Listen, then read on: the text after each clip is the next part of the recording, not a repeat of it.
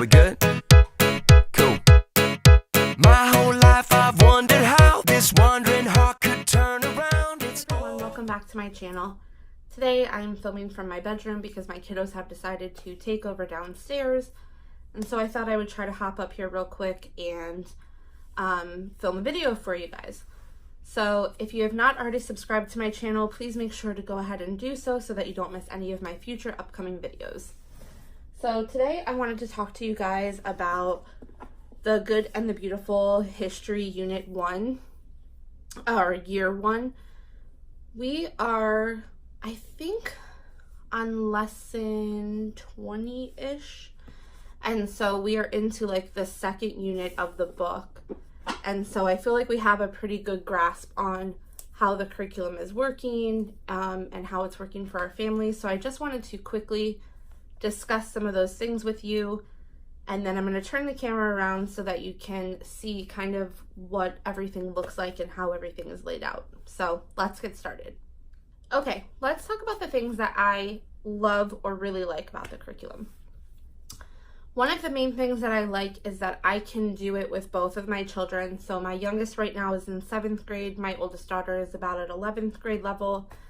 And this is something that I can do across the board with both of them. And so basically when you get the curriculum, it will give you the Student Explorer download, and you can just go and download for whatever grade. So I obviously didn't have to use any of the younger ones, but there are sheets for younger kids as well. So I just had to do the grades 7 through 9, and then I did the grades 10 through 12.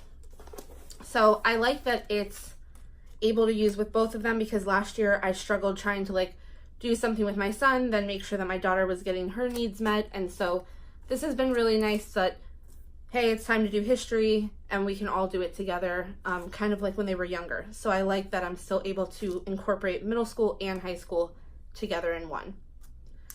Okay, thing number 2 that I really like. So it is not set up so that you have to do a lesson every day. Now you could, if you really wanted to get through more than one year at a time. So like I said, I have the Year 1 course book, and it's divided into 4 units. There's 60 lessons total. So what I've been able to do is we basically do history twice a week. So I like that because we homeschool 4 days a week. And so I only have to, we don't have to do this every day. The other reason I like that is because if we get behind, like we just had recently, it's easy to get kind of caught up because I'm only scheduling 2 lessons a week, but if need be, I can do a lesson a day. You could even do 2 lessons a day, depending on the lesson, and it's not really that overwhelming. So I really like that it's like a nice, relaxed pace. As far as getting through one course book is only 60 lessons. So, and then, like I said, my son got injured the week after Thanksgiving, and so between that and then Christmas, we kind of got behind, and so now we're kind of trying to play catch up. But today we did 2 lessons. Yesterday we had done 2 lessons, and so it's kind of easy for us to catch up because remember, if I'm doing 2 lessons, I'm catching up on a week because I'm only scheduling 2 a week. So that is something that I really appreciate as well. Okay, the other thing that I really love about this curriculum is the game that it comes with. So it comes with this Keys of History game. And I'm not really a gamey kind of person. I'm not really a crafty kind of person. I do better kind of just with books and paper. And so I wasn't too sure if I was going to like this game or want to play the game or even incorporate it. But it doesn't call for it all the time. It'll kind of lay it out in the book for you when it's time to play the game. And the thing that I really love about it is that my kids have a really fun time playing the game, and they're actually learning and retaining the information. So we have played the game now, I think about 3 or 4 times, and each time I can tell my kids are definitely learning and retaining from it. So that's amazing because they ask to play the game. So I know that they're having fun, but they're also retaining the information, which is great. So those are the top 3 things that I really love about the Good and the Beautiful history curriculum. Now let's talk about the things that I'm not so crazy about. Okay, one thing that I'm not particularly fond of, but some people may really love about this curriculum, is that it is a lot of reading. So part of the curriculum comes with this big book of history stories. And I have to tell you, the stories in here are wonderful. When I turn the camera around, you'll see like the illustrations are beautiful, but it's a lot of reading, and it's a lot of reading aloud. In addition to sometimes you're having to like read stuff from the lesson. So for me, to keep their attention, it feels like a lot of me reading aloud. And I've tried to break it up to like, I mean, my kids are older, so I've tried to see, you know, do you want to kind of read this? Do you want to read that?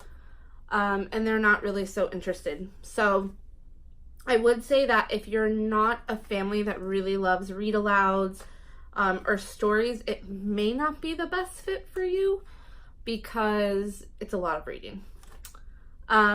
The other thing that I'm not totally crazy about is, like I said, we're on lesson 20, and I have to say it really seems more like a history of like biblical stories, which for us is fine because we're a Christian family, and I don't mind that being incorporated. However, I will say my daughter said to me today that she felt like yesterday was the first day that she actually learned something that she could retain and use towards history. So a lot of it has been stories about like Christianity and the formation of Christianity and spreading Christianity throughout different parts of the world, and then different like saints and stuff like that, which again, for some people that might be, you know, great.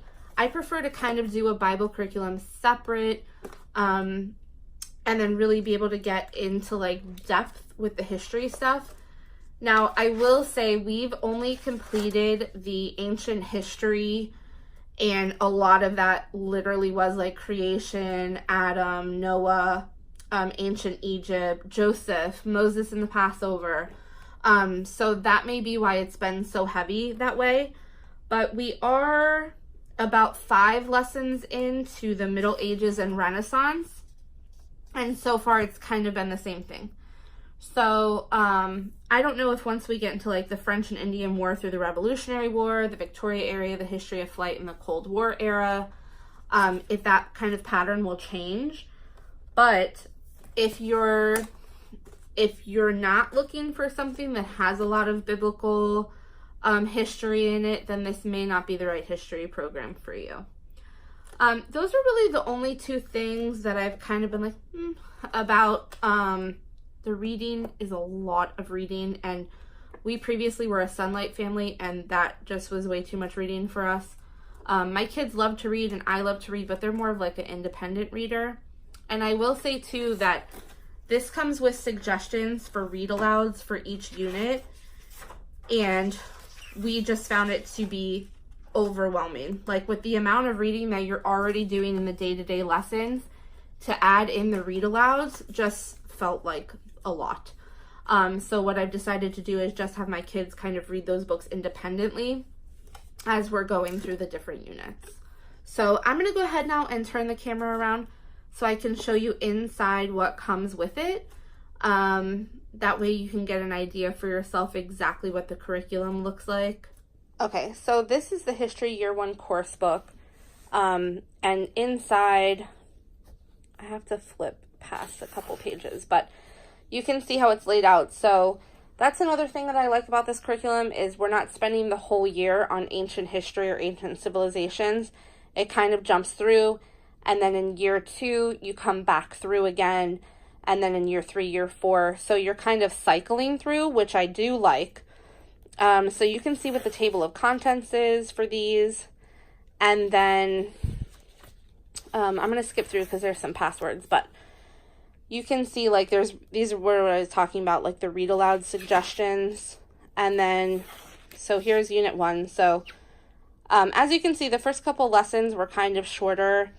They picked out their memorization. We played some games. The thing that I do love about this curriculum is that you can open and go.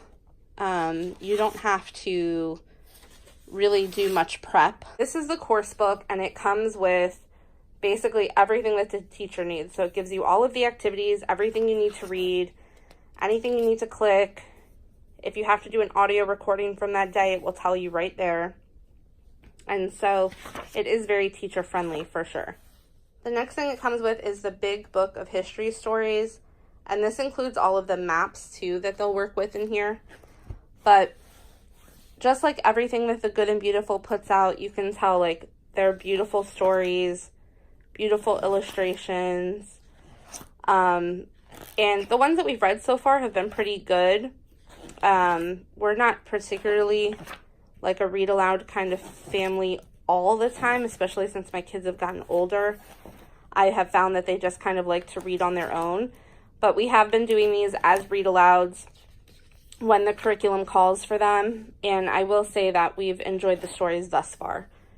And in the back of the book is like all of the map work and maps and stuff that they are going to be working with throughout the curriculum. So I do really like this book. It's such a nice addition to the curriculum. Okay, and here's the part that my kids love. It's the Keys of History game. And this is the year 1 history course. Sorry. Okay, so it comes with the little pawns for them to have. It comes with a dice. And then it comes with these little tokens for you to set on the board. And then the board is really small and simple, so you can kind of just do this anywhere. And basically what they do is they put their pawn on, they roll the dice, they go around, and then depending on where they land, there's these different cards. So like Isaac Newton, this would be worth 3 points. And basically, depending on their age, you would read the sentences to them and they would need to fill in the words that are underlined in red. So we've kind of modified it a little bit. Like for my kids, for their age, they would probably need to answer all 3 of these. But we've just been doing, question 1, and then if they get that right, then we go on to question 2. So my kids have really enjoyed these, and these encompass everything that they will learn throughout the course. So my kids have loved playing this, and I do have to say that this has been a great addition to our history curriculum. And again, this was something that I wasn't really sure that we were going to want to do. Okay, and lastly, it comes with the Student Explorers. You will get a link to be able to print out the different grade levels. I obviously printed out the 7th through 9th and then the 10th through 12th. So I did give my 10th through 12th grader some of the papers from the younger page as well. This is not history, but my daughter drew this little cat. So cute. Anyway, so like you can see, she did a little report on the Nile River, and then they presented this to each other. So they each had a topic that they picked and that they did a report on. There's like some vocabulary that they copied. They worked on an Egyptian timeline. And then there's memorization for them to do. Now, in the older packet, there is these projects for each unit. So these are projects that they are working on throughout the unit. My daughter's was not self-motivated enough to kind of work through these, but they were kind of nice to be there. There's like hieroglyphics. So there's just kind of all of these sheets. And then here we're now on unit 2. So these were some of the 10th through 12th stuff for their individual projects. And like I said, I print out some of the 7 through 9 for my daughter to also do.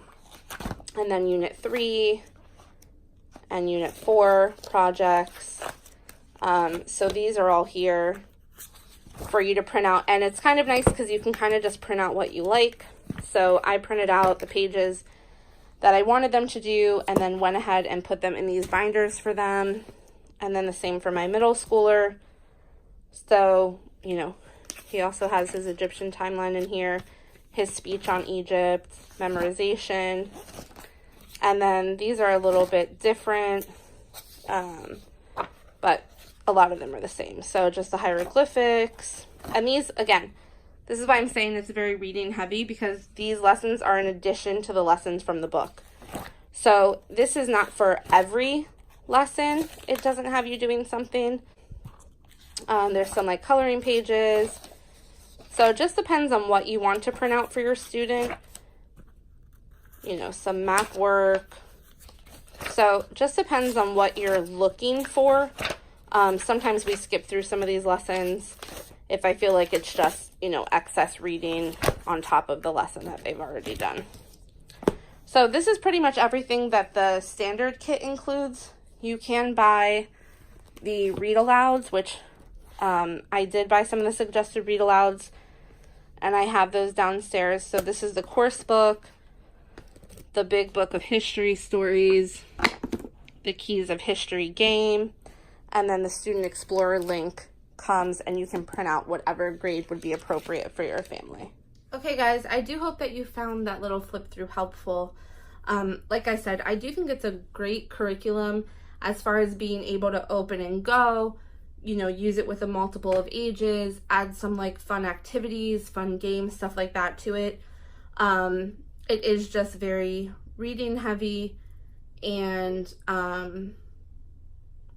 yeah, and a little heavy on like biblical history, which may be fine for lots of families, but if that is not something that you're interested in, then you may want to look at maybe even just skipping the first year, because I don't know, like I said, if we just did Unit 1, so I don't know if that's kind of why it was like heavy in the biblical history, but I can do a more comprehensive review too as we get towards the end of the course itself. But we are enjoying it and we are going to stick with it through the remainder of the year and then make a decision what we're going to do going forward into next year.